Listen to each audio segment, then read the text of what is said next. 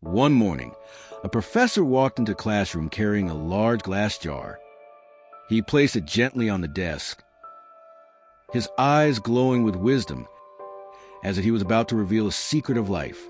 From under the desk, he lifted several large rocks, each the size of a fist. One by one, he dropped them into the jar until no more could fit. Then he turned to the students and asked, "Is this jar full now?" The class looked carefully and replied, "Yes, sir, it's full." The professor smiled.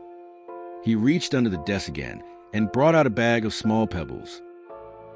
As he poured them in, the pebbles slipped perfectly between the big rocks. Again he asked, "Is it full now?" This time, some students hesitated. Others said, "Yes, sir, now it's really full." But the professor wasn't done.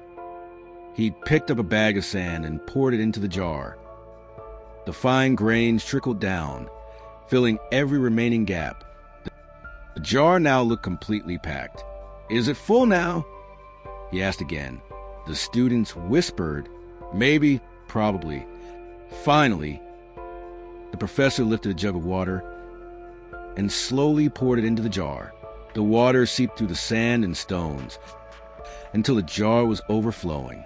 He smiled and said, "Yes, now the jar is truly full." The classroom went silent. The students stared at the jar, waiting for the meaning to unfold.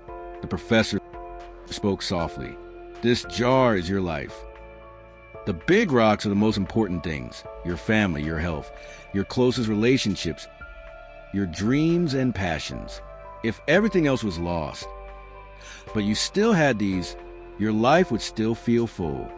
He pointed at the pebbles. "These are other important things: your career, your home, your car, your degree. They matter, but they are not your foundation." He lifted the sand in his hand. And this sand represents the small stuff, the endless distractions, the meaningless routines, the trivial things that take up our time.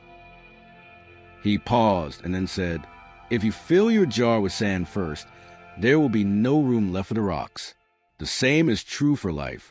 If you spend all your energy on the small things, you will never have space for what truly matters."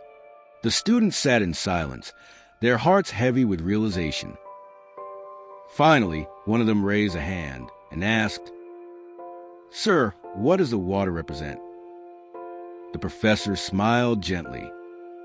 "Ah, the water, that represents the little joys in life. A cup of tea with a friend, a moment of laughter, a walk in the rain, a hug from someone you love. No matter how busy life may seem, there's always room for joy." He looked at his students with kindness and said, "Remember this: life is not about being busy. It is about being meaningful. Not about counting the days, but about making the days count. Place your rocks first. Protect your family. Guard your health. Follow your dreams.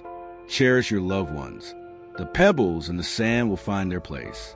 And always leave room for the water, for those little moments of happiness that make life beautiful. Place your rocks first. Live a life that truly matters.